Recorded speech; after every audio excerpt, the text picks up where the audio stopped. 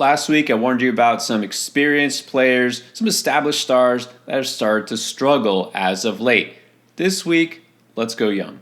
I'm going to talk about several players who have not yet hit their prime, but are starting to slow down mid-season, and one who just hasn't even gotten going yet.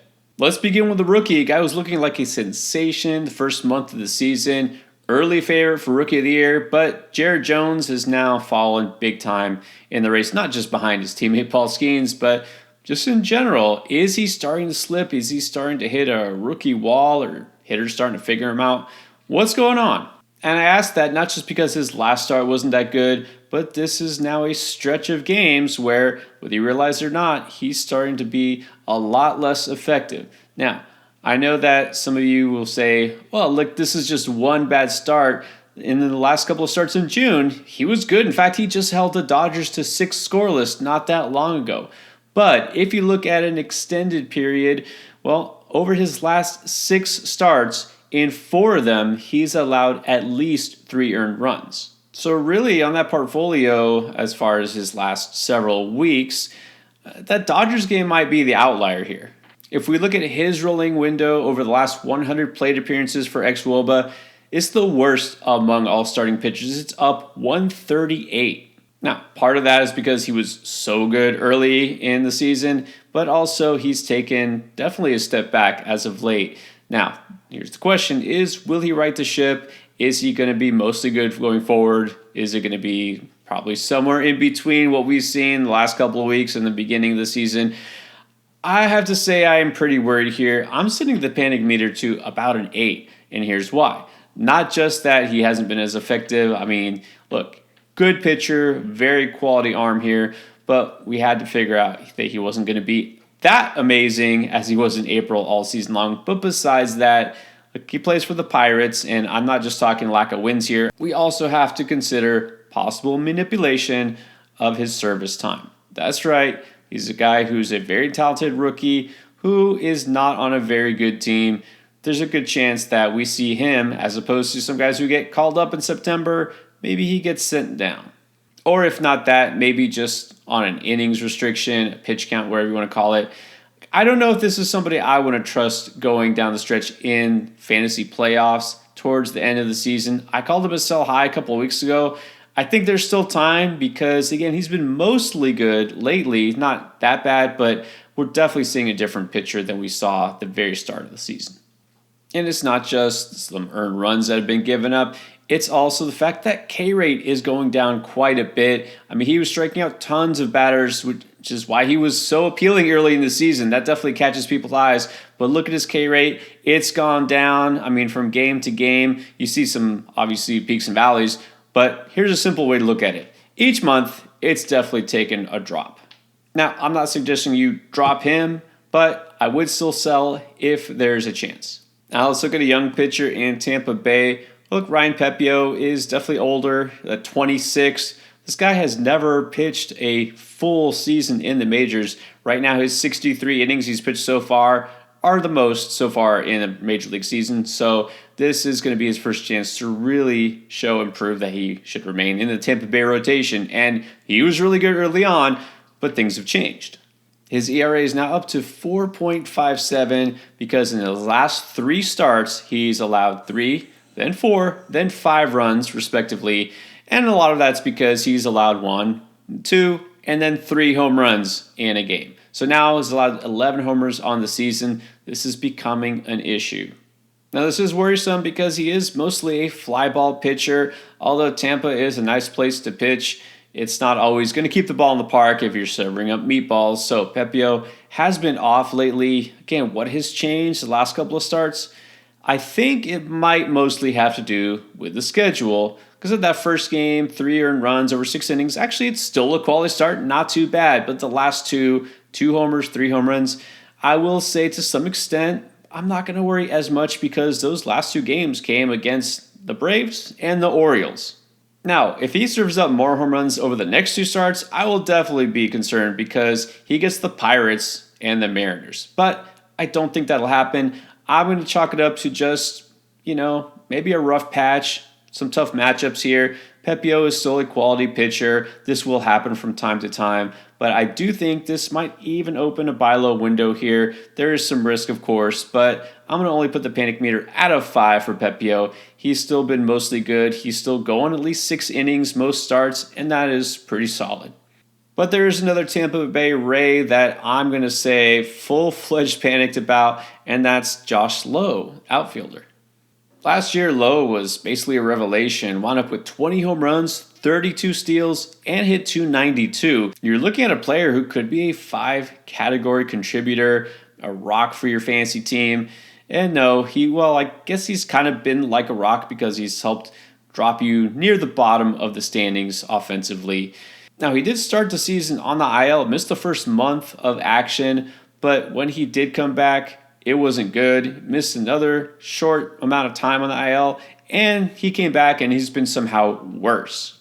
The last couple of weeks in June, he's hitting .083, which has lowered his batting average on the season to 189. He's only got 2 home runs to show for it. And only 1 steal. Now, he only has 74 at-bats on the season, but still, this is enough to hurt you if you've been playing him, hoping for something even close to last year. So are we looking at last year being just a fluke or what? On the one hand, this is a very talented player, early draft pick, high-end prospect for Tampa Bay. But on the other hand, this is a guy who has been somewhat inconsistent in his progression.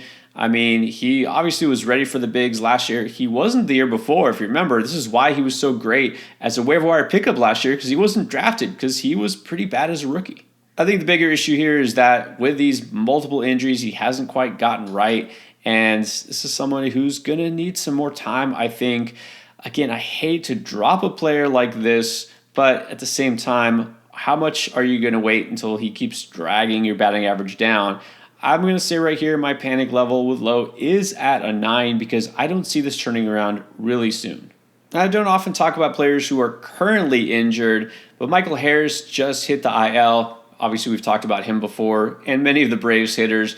But let's look at Harris specifically because now we're kind of at a crossroads at this point in the season.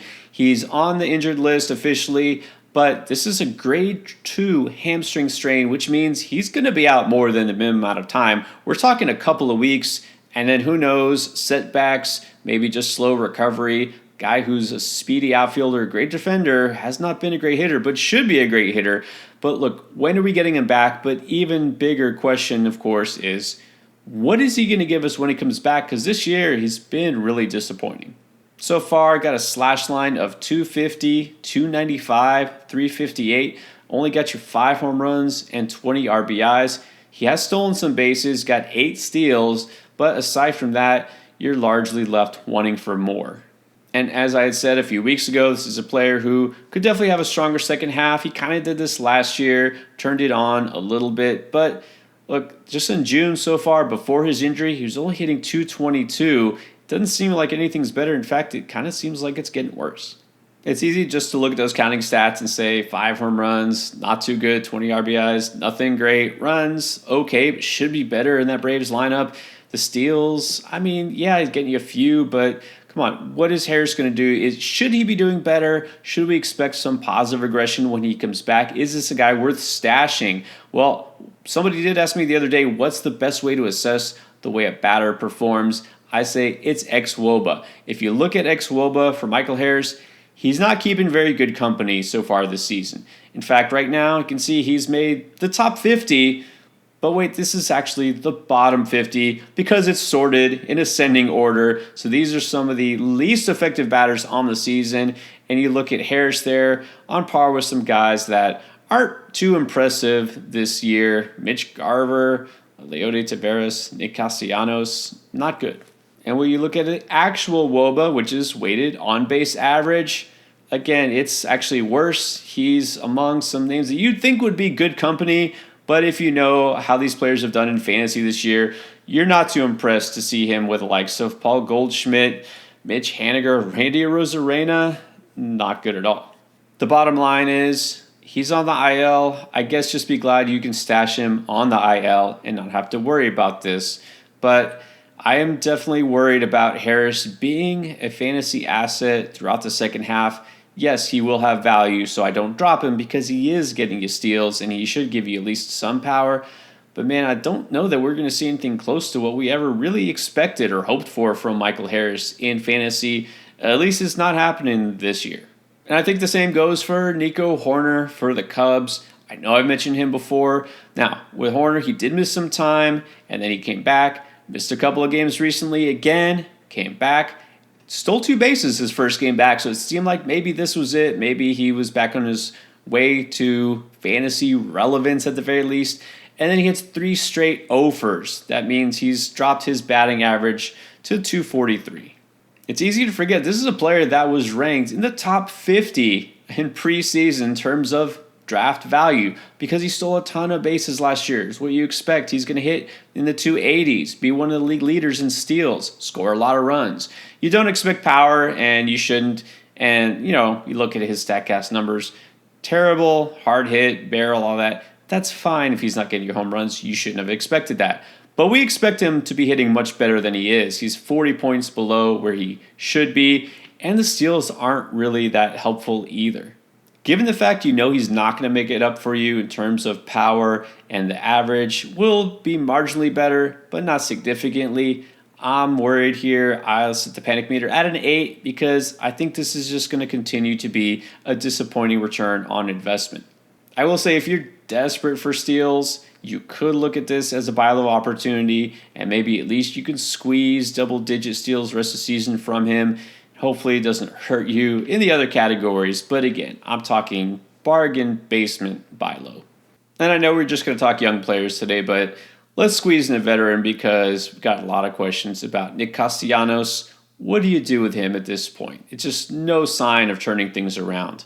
Well, let's just say you can drop him. He's definitely not getting you stolen bases. He's certainly not helping you in average. In fact, that batting average, he's kind of been like an albatross around your neck, sinking you down. This is why some people are just fed up, ready to move on. I can't blame you, and I can tell you not to cut him because that doesn't seem to be improving the power. Where's the power? The power isn't even there to offset it. How is it that he's in a lineup that's one of the best in the majors, one of the best teams in the National League, the Phillies, and yet he's this bad consistently? He hasn't turned it around, and I don't know if when he will. If you talk about WOBA, his WOBA and batting average combination here puts him down with the likes of guys like Eugenio Suarez, who just lost his starting job in Arizona. Spencer Torkelson, who got sent down to AAA. George Springer, who has been a bust this season. Yeah, that's where Castellanos is. I'm tired of, waiting for him to, all of a sudden pick it up and go on a bench. Maybe he will. I'm not going to wait anymore. All right, that does it for the panic players for this week. That doesn't do it for our fancy advice. We got videos for you every single week. If you want to know who you should be picking up to replace some of these players, well, latest waiver wire video is still up right here.